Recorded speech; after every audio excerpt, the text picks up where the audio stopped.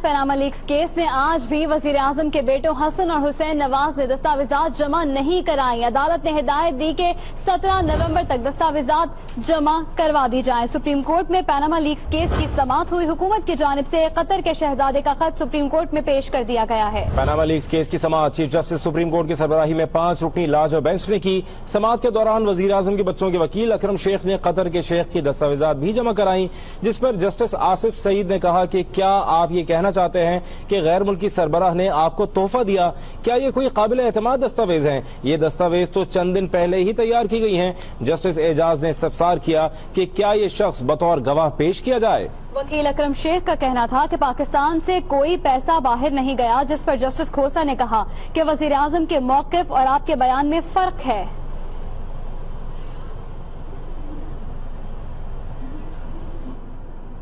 वजीर आजम के बच्चों के वकील अकरम शेख का कहना है कि पाकिस्तान से एक पैसा बैरून मुल्क मुंतकिल नहीं हुआ।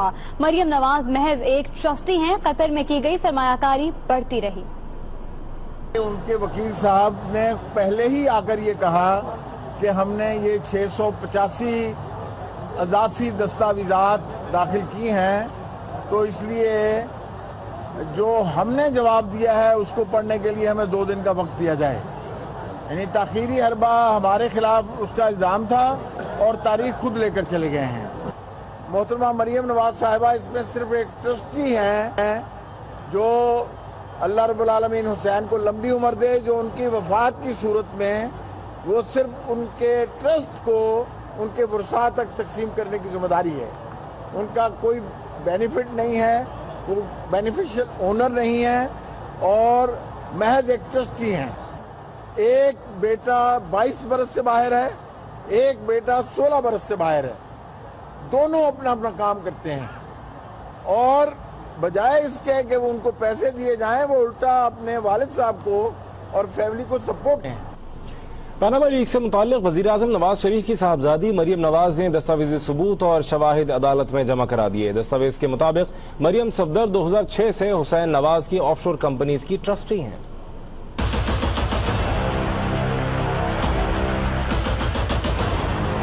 मरियम सफदर ऑफशोर कंपनीज की मालिक नहीं, ट्रस्टी हैं। पनामा लीक से मुतालिक मरियम नवाज ने 397 सफ़हात पर मुश्तमिल दस्तावेजी सबूत और शवाहिद सुप्रीम कोर्ट में जमा करा दिए।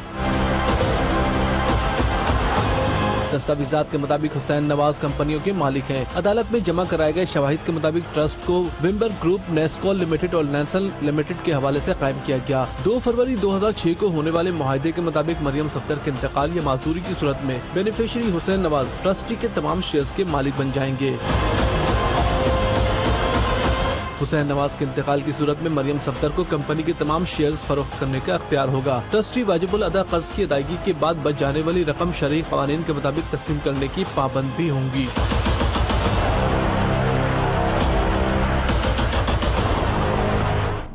सुप्रीम कोर्ट में पनामा लीक्स की केस की समाअत हुई। हुकूमत की जानिब से कतर के शहजादे का खत सुप्रीम कोर्ट में पेश किया गया। जवाब में उन्होंने क्या कहा, आपको बताते हैं कि हसन और हुसैन नवाज को 17 नवंबर को दस्तावेजात जमा कराने की हिदायत की गई। चीफ जस्टिस का कहना है कि अगला मरहला कमीशन की तश्कील का होगा। राशिद हबीब हमारे साथ मौजूद हैं, उनसे बात करते हैं। राशिद हबीब, खत का मतन क्या है? खत तो पेश कर दिया गया।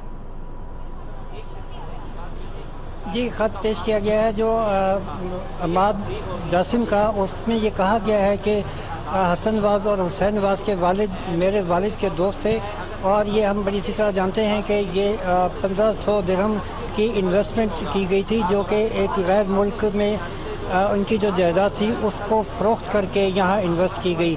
यह ख़त जब अदालत में पेश किया गया तो अकरम शेख ने अदालत से ये कहा कि ये डॉक्यूमेंट जो है वो सिर्फ अदालत के लिए है, इसको किसी को ना दिया जाए। जिस पर अदालत ने कहा कि अगर ये डॉक्यूमेंट अदालत में आ रहा है तो उसको दूसरे फरीक को भी देना होगा और ये शहादत उस वक्त काबिल कबूल होगी जब इसको लिखने वाले भी ज़रूरत पड़ने पर अदालत में आकर गवाही देंगे कि यह ख़त उन्होंने ही लिखा है और ये बयान उन्हीं का है। चीफ जस्टिस ने यह भी सवाल किया कि जस्टिस खोसा ने सवाल किया कि क्या आप ये कहना चाहते हैं कि गैर मुल्की सरबराह ने आपको ये रकम तोहफे में दी थी? तो उन्होंने कहा कि वो ये नहीं कह रहे, बल्कि वो इस बात की तस्दीक कर रहे हैं कि ये रकम बैरून पाकिस्तान से बैरून मुल्क नहीं की गई, बल्कि बैरून मुल्क से ही कमाई गई थी और वहीं इन्वेस्ट की गई।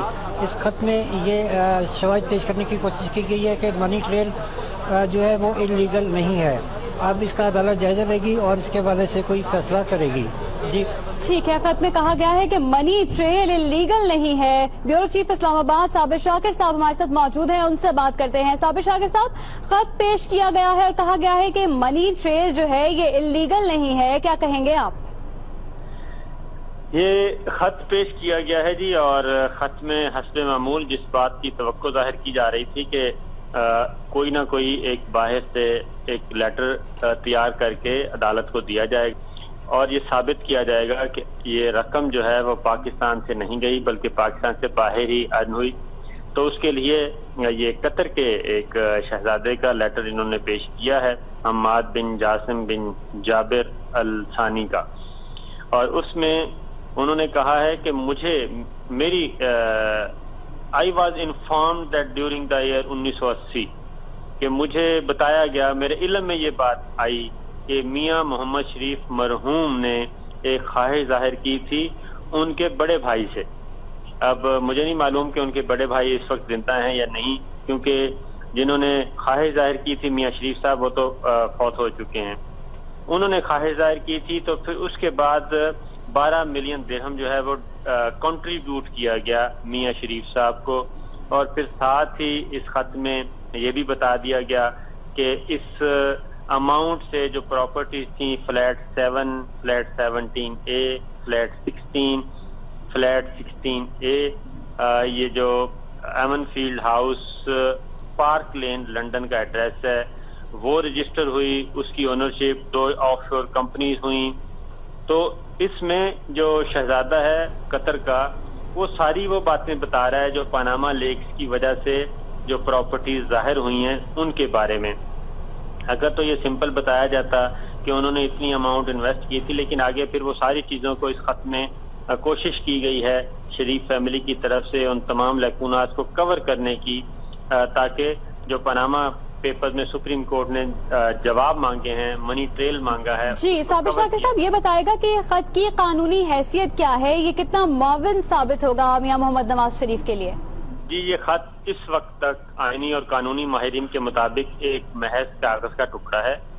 जब तक इस खत की तस्दीक न करवाई जा सके थ्रू प्रॉपर चैनल, और दूसरी बात यह है कि जिस अथॉरिटी ने यह खत इशू किया है ज़ेरे दस्तखती जिसे कहते हैं हम्माद बिन जासिम बिन जाबिर, जब तक उनको वो आके उन पे क्रॉस एग्जामिन होगा, इसके सबूत मांगे जाएंगे। अगर ये अमाउंट भी कंट्रीब्यूट की गई है तो उसका भी कोई रिकॉर्ड होगा, उसके सबूत मांगे जाएंगे और उस पर जिरा होगी, और जिरा होने के बाद ही अदालत मुतमईन हो सकेगी या गैर मुतमईन हो सकेगी कि ये जो डॉक्यूमेंट पेश किया गया है वो सही है, सही है या गलत है। ठीक है साबिर शाकिर साहब, बहुत शुक्रिया आपका। सुप्रीम कोर्ट में आज पनामा केस की होने वाली समाअत में अदालत की जानिब से कहा गया है कि हसन और हुसैन नवाज को 17 नवंबर तक दस्तावेजात जमा कराने हैं, जबकि समाअत जुमेरात तक मुलतवी कर दी गई है। इसी बारे में मजीद बात करते हैं, सियासी तज्जियाकार मलिक नईम हमारे साथ मौजूद हैं। मलिक नईम साहब, बहुत शुक्रिया आपके वक्त का। आप क्या कहेंगे, अदालत ने आज कह दिया है कि दस्तावेजात जमा कराएं, जबकि हसन और हुसैन नवाज तो पाकिस्तान में मौजूद ही नहीं है? शुक्रिया, बहुत बहुत बड़ा और बहुत इम्पोर्टेंट इशू जो आपने लिया है इस वक्त। इसमें कोई शक नहीं, देखें जो हुक्मरान होता है वो अपने कॉल और फेल से जो है अपनी कमिटमेंट से पहचाना जाता है। और प्राइम मिनिस्टर साहब शुरू में जिस वक्त आज से कुछ अर्सा पहले पनामा लीक्स की जब बात आई तो उन्होंने कौम से खिताब करते हुए ये कहा था अपने बयान में कि मैं खुद अपने सबको इंसाफ के लिए पेश करूंगा। और फिर बाद में ये इन्हीं के पार्लियामेंटेरियन जो है कि वो ये कहने लगे, कैंपेन चल गई कि नवाज शरीफ जो है पनामा लीक्स में उसका नाम नहीं है, और वो डिनाई करने लग गए। वो जिस तरह हमेशा से मियां बरादरान की एक पॉलिसी रही है कि वो करने के बाद फिर डिनाई कर जाते हैं आंखों में धूल झोंकने के लिए जो है कि। तो मैं समझता हूँ कि पनामा पेपर्स के हवाले से जब तक हुक्मरानों का इंसाफ नहीं होगा, हमारा कोई इदारा भी जो है कि वो किसी इदारे में कोई इस्तेकाम नहीं आ सकता, कोई इदारा मजबूत नहीं हो सकता। आपको छोटी सी एक मिसाल देता हूं मैं कि आप देखें कि पाकिस्तान जो है कि वो लॉ एंड ऑर्डर के मसले से इस कदर 2-4 तक एक नासूर बन गया था लॉ एंड ऑर्डर, लेकिन एक कमांडर अच्छा आया, कमांडर इन चीफ अच्छा आया, राहिल शरीफ, और जब उनकी एक विल थी और अपनी विल के साथ जब उन्होंने काम स्टार्ट किया तो आइसोलेशन में चले गए। अपना दहशतगर्द जो है कि यहाँ से टीटीपी आइसोलेशन में चली गई और दोबारा जो है कि पाकिस्तान जो है अमन की तरफ गामजन हो गया। तो इसी तरह अगर मुल्क में आपने इदारों को मजबूत करना है और मुल्क को तरक्की के लिए आगे गामजन करना है तो फिर हुक्मरानों को जो है कि कमिटेड होना पड़ेगा। आर्टिकल 62, 63 क्या है? आर्टिकल 62, 63 की यही तो डेफिनेशन है कि आप अमीन हो, आप सच्चे हो। तो बात यह है कि अभी तक आपने अपने कोर्ट का एहतराम ना करते हुए आपने अभी तक तो अपने जो उन्होंने कोर्ट की जो रिक्वायरमेंट थी बच्चों ने वो सारे एसासे जमा तो कराई नहीं है, और आपके जो स्टेटमेंट है वो वहीं से इतना डिफरेंस जाहिर हो रहा है कि सामने पूरा पाकिस्तान क्या मलिक साहब कदर कलामी की माजरत, क्या मलिक साहब मुख्तसरन इस बात का जवाब दीजिएगा कि क्या आप समझते हैं कि परसों हसन और हुसैन नवाज की जानिब से भी ऐसे ही कोई खत जमा करा दिया जाएगा? देखिए इन्होंने पहले जो देखे ना, पहले एक वकील रखा और फिर उसके बाद अकरम शेख साहब को अचानक इन्होंने चेंज कर दिया। अब एक अपना वकील चेंज करने का मकसद ही यही है कि उसको ये मजीद डिले टैक्टिक्स में ले जाएंगे उसमें, क्योंकि अकरम शेख साहब ने यही कहना है नए वकील ने आने वाले ने कि मैं इतना प्रिपेयर्ड नहीं हूँ क्योंकि मैंने ज्वाइन किया है। तो अब मैं ये सारे जवाबात जो है कि अपने जो मेरे क्लाइंट्स हैं उनसे मुशावरत के बाद जो है कि मैं ये तैयार करके फिर ये जवाबात जमा कराऊंगा।